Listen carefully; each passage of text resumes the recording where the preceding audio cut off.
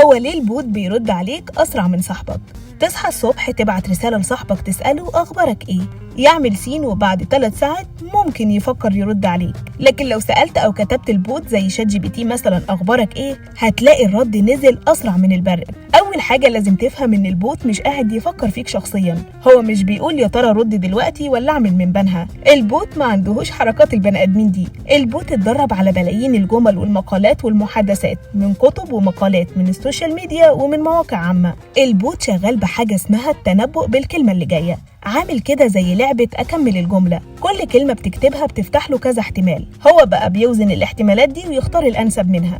عارف بقى إيه الفرق بين البوت وبين صاحبك؟ صاحبك عنده دماغ مليانة ذكريات ومشاعر ومشاكل شخصية، لكن البوت هو مش مشغول بحاجة، هو مجرد محرك بيشتغل فورا أول ما توصل له رسالتك. صاحبك أبطأ بس أغلى، لأن كلمته جاية من تجربة، من موقف حقيقي، من مشاعر هو عاشها. أما البوت أسرع وأدق في الصياغة، لكن دايما بيفتقد اللمسة الشخصية. البوت مش بيحس.